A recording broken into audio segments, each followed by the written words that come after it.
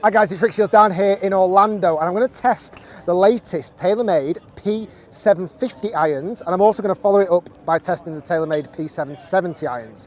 Two sets of golf clubs very much aimed at the better player. Very much aimed at that better player. I've actually come over to my friends at Foresight because I'm also going to test out the new GCQ as well, which is the normal device I use, GC2 and HMT, but all combined into one unit now. It's just hidden in this this section here. The reason why I'm using that as well is so I can use the sim software to show you how I normally review golf clubs. You know, it's how I normally do it, apart from the sun's out here and I'm not at Prairie Sports Village. Let's go with the 750 first. These clubs are so designed to the better players. They are so clean looking. We've got a little bit of tungsten in the bottom. We've got the forged head, which is a soft metal. They look super classic and super simple. Unbelievably simple.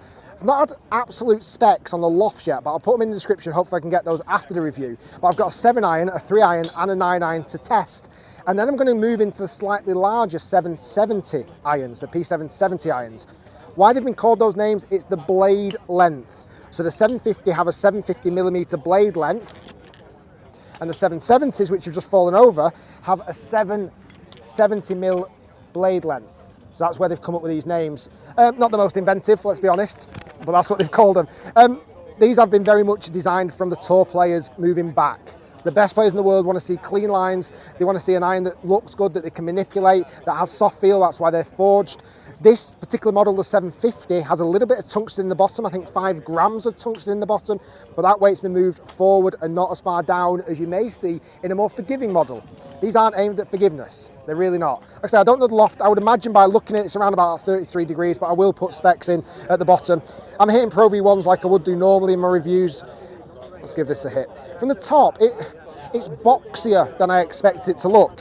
It's got quite a boxy top line and not as scary bladed as I've seen some of the really bladed Taylormade irons in the past. The top line does have a bit of thickness. Moving into 770, they go even slightly thicker.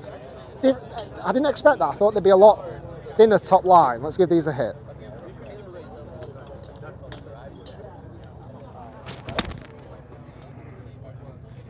That felt good off the head. It felt very soft.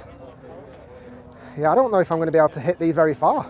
That came up way short of what I expected. I didn't middle it. That was a little bit from the toe. What did I actually carry out? It was really short, 157. Let me see if that was just a real bad miss strike and I didn't quite fully tell, or whether they are maybe not the longest. I wouldn't expect them to be so, to be fair.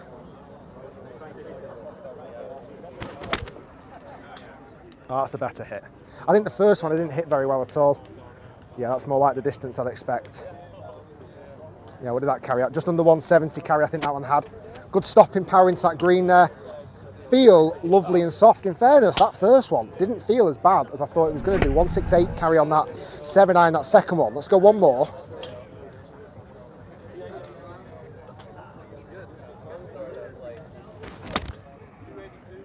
Oh, a bit of a left one. Not overwhelmed with that then. I like the feel, but I'm not massively. I suppose again this is aimed for the really much better player. You know, the best players in the world are using these. The Justin Roses of the world are using this type of iron. And that's why it's surprising me, it's bigger. If I look at the strike location, the strikes are all very, very central. Let's go one more with the P750 iron with the 7.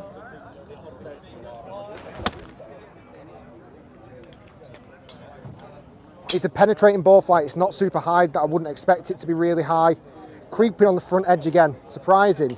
They felt good, really soft off the head. They're not long, they're really not. And I found that I couldn't really tell whether I'd absolutely middled it or didn't middle it.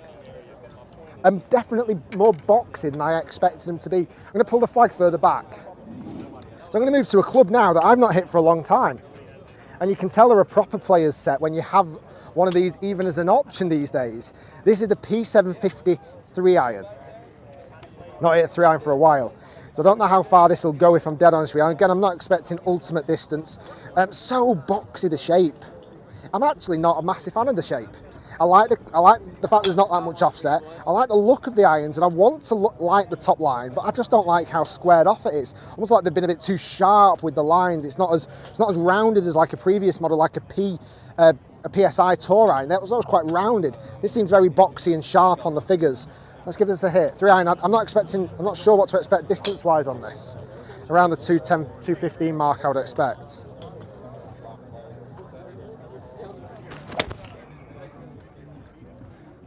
Little left bullet, it's gone out like an absolute rocket ship, like a missile it came out like. Low, you're not going to get a lot of help with these irons, you're not, honestly, and that's not what they're designed for. They're not designed for that.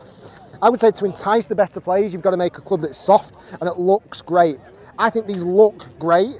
I just don't think I like it from the top line when I look down at it. Just not as soft as I wanted them to be. But that's just my personal opinion on the irons, and hopefully from the close-ups, you'll be able to pick up on those sharp lines at the top.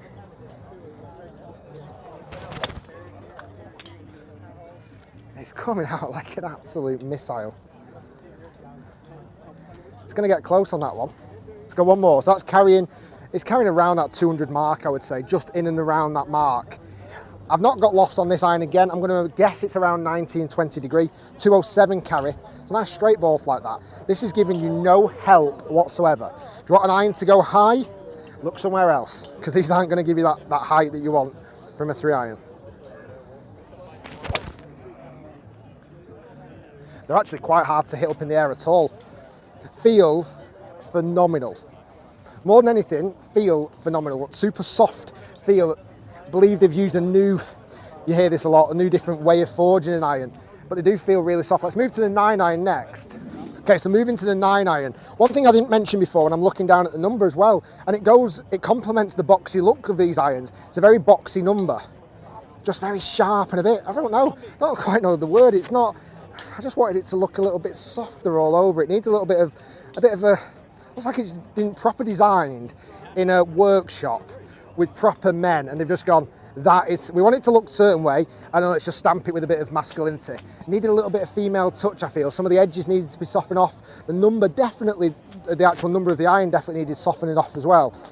Let's hit the 9. I'm going to guess again around 40, maybe 42 degrees of loft for the 9 iron. So put the flag at 150. Slightly bottom thinny one. Just goes to show again that there's zero to no forgiveness in these irons, and again, that's not what it's designed for. You've got to look at a set so differently. You've got to look at the performance, the elite best players in the world, what type of iron they're looking for, and then there's a whole new category for when you're looking for forgiveness and distance. These do not sit in the forgiveness and distance market. These sit in the performance line, I would say.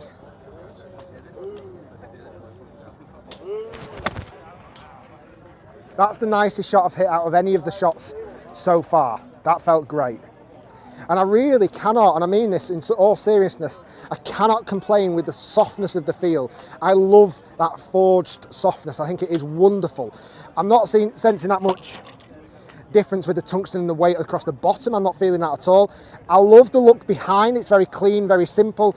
Top line just too sharp and thick for me. It's just not. It is probably too thick for me, if I'm honest. Too sharp and thick. Needed to be a little bit more rounder to suit my eye.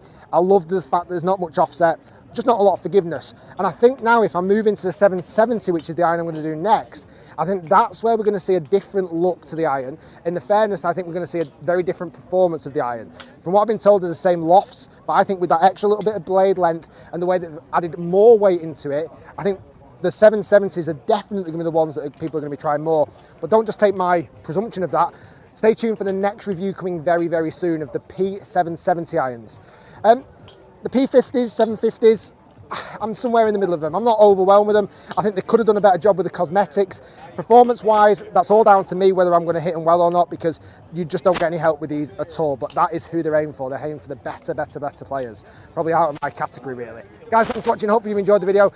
Quite interesting using the GCQ. Much bigger hitting space, which made the review a little bit easier. And hopefully all of that is saved so I can show you that data as well. Guys, thanks for watching. Stay tuned. Lots more to come. We'll see you next time.